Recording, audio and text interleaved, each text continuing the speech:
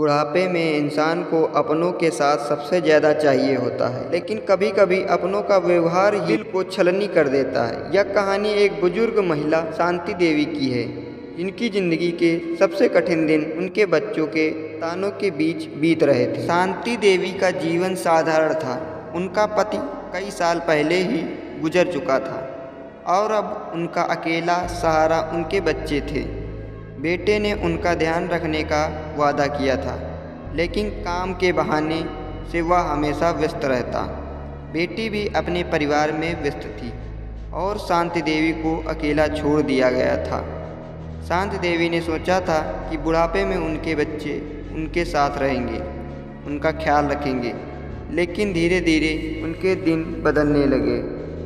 जब भी बेटा घर आता तो हमेशा किसी न किसी बात पर शिकायत करता।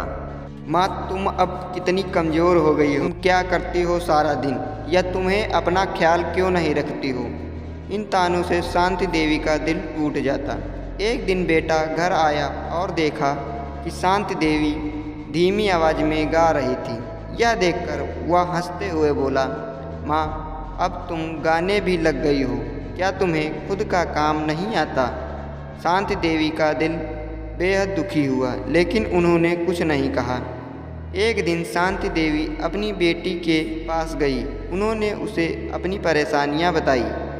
बेटी ने कुछ देर चुप रहकर कहा, माँ, मैं समझ सकती हूँ, लेकिन क्या करें, हम सभी को अपनी जिम्मेदारियों में ही उलझे रहते हैं। आपके पास अब समय है तो आप किसी अच्छे काम में मन लगाइए।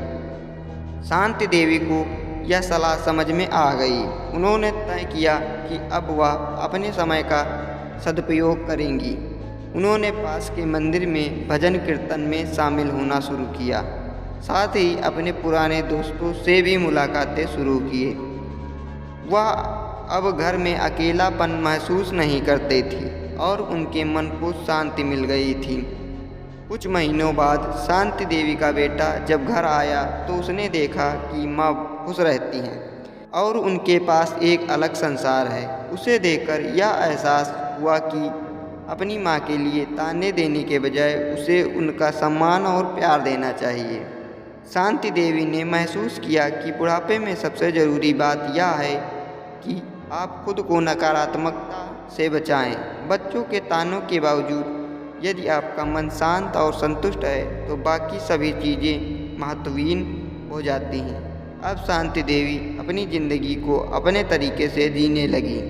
उन्होंने सीखा कि बुढ़ापे में औलाद के तानों से बचने का सबसे अच्छा तरीका खुद को खुश रखना और आत्मनिर्भर होना है। अगर आपको वीडियो पसंद आया हो तो वीडियो को लाइक एंड चैनल को सब्सक्राइब करें।